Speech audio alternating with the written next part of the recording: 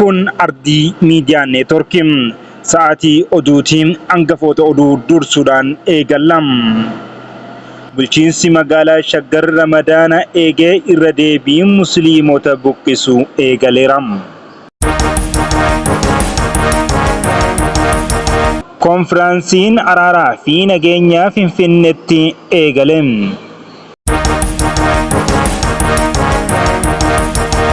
Godina Arsiitti ijaarsi tarbaayinii madda humna qilleensaa 3 xumurame. Daandiin qilleensaa balallii guutumatti dubartootaan durfamu gara London taasise. Daandiin qilleensa Itoophiyaa guyyaa dubartoota idil addunyaa sababeeffachuun balallii guutumatti dubartootaan durfamu gara biyya Ingilizii London taasise.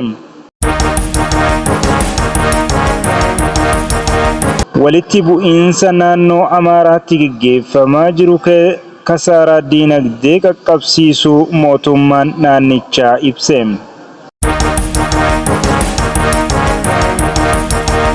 Daawwattootaa fi dhaggeeffattoota Ardii Miidiyaa Neetworkii oduu keenya kaarraa kan dursuun eegaluun oduu hatamtamaa ammanu gahee ka mata duree jalqabaa isin dhageessifneen ta'a.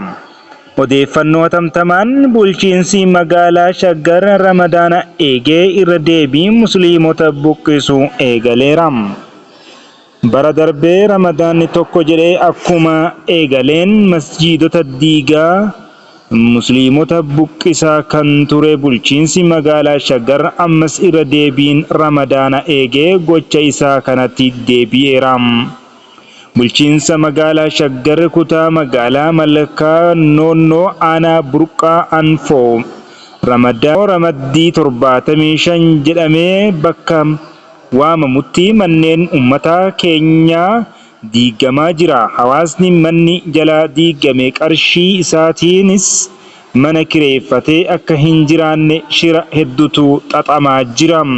Bara darbee masjiidonni fi waraqaa kaartaa seera qabeessa qaban 30 ol diigamaniiru. Qorqorroo masjiidaa dabalatee qabeenyi masjiidaa mana rabbii fi hawaasa musliimaa bulchiinsa magaalattiitiin saamameera. Obboloonni keenya hedduun wareegamaniiru, hedduun miidhamaniiru, qabeenyi miiliyoonaan laakkamu hedduu manca'eera. Kan isaa darbee osoo hin madaan darbee kuniyyuu osoo hin fayyin ammas laalaa biraatti kuni masjiidonni deebi'anii akka ijaaraman nutti himames homaa hanga ammaatti hin jiru. Ammas waqtii kana eeganii bifa kanaan hawaasa musliimaa akkana gochuun maal jechuu akka ta'e ifa miti.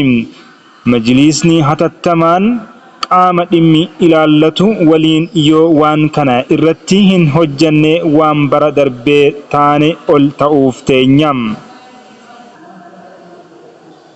Oduu itti aanuun immoo konfiraansiin araaraa fi nageenyaa Finfinneetti eegale.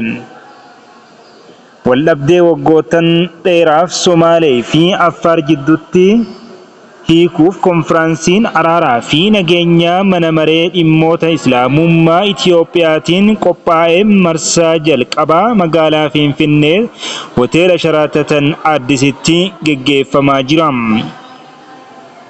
Torbaanota duraa jiilli pirezidaantii mana marichaa Sheek Hajji Ibraahiim Tufaatiin durfamu gara naannolee Affaarii fi Somaalee imaluun hooggantootaa fi bakka buutota naannolee lamaanii waliin dhimma araaraa irratti mari'achuun kan yaadatamudha.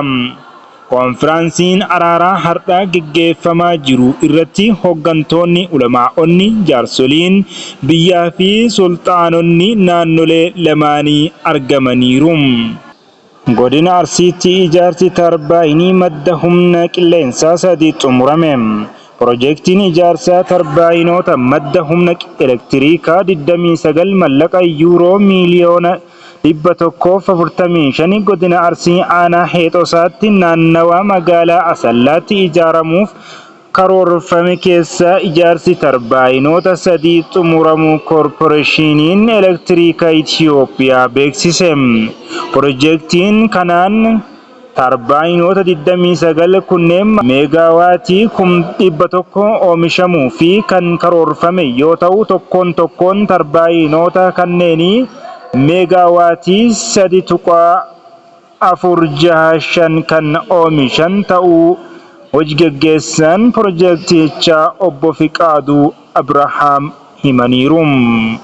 Akka obbo Fiqaaduun jedhanitti tarbaayinoonnii fi qaamoleen jenereetaraa barbaachisan keessaa walakkaa kan ta'an iddoo ijaarsaa gahuuf meeshaalee ijaarsaa kanaaf barbaachisan biroo 99% iddoo ijaarsaa gahaniiru jedhan. Oduu biraan immoo daandiin qilleensichaa balallii guutumatti dubartootaan durfamu gara London taasise. Daandiin qilleensaa Itiyoophiyaa guyyaa dubartoota idila addunyaa sababeeffachuun balallii guutumatti dubartootaan durfamu gara biyya Ingiliiz London taasise. Balalliin guyyaa dubartoota idila addunyaa sababeeffachuun barana siyaasa galaffaaf mata duree dubartoota gahoomsuun Afrikaa walitti hidhuu jedhuun kaleessa galgala Finfinnee irraa gara Londonitti kan taasifameera. Kanaan dura daandiin qilleensichaa balallii dubartootaan durfamu akkanaa gara Bangkok, Kigali, Lagos, Norway, Buenos Aires fi Zanzibar geggeessee ture. Amma marsaa 9ffaaf balallii gara London taasifamuu kana kaapiteeniin Qalkidaan Girmaan durfamuun kan geggeeffame ta'uu odeeffannoo daandii qilleensichaa irraa argame ni mul'isa. Oduu har'aaf xumuraaf qabanne keessaa ammoo walitti bu'iinsa naannoo Amaaraatti geggeeffamaa jiru kasaaraa diinagdee qaqqabsiisuu mootummaan naannichaa ibse. Walitti bu'iinsa humnoota mootummaa fi garee hidhattootaa gidduutti naannoo Amaaraatti geggeeffamaa jiru kasaaraa hawaasummaa fi diinagdee mallaqaa birrii biiliyoona 15tti shallagamuu qaqqabsiisuu mootummaan naannichaa beeksise. Naannicha ibsa kaleessa miidiyaaf laateen qorannoo adeemsisee jedheen badiin qabeenya qaqqabuu ifoomseera. Itti gaafatamaan biiroo nageenyaa fi tasgabbii naannichaa obbo Dassaalany Xaasoo akka jedhanitti badii kana kan qaqqabsiise garee finxaaleeyyii kana qabeenya saamaa fi namoota butaa turanidha. Daawwattootaa fi dhaggeeffattoota Ardii Miidiyaa Neetwoorkii oduun har'aaf qabanne kanuma waan faana turtaniif galatooma turtii gaarii.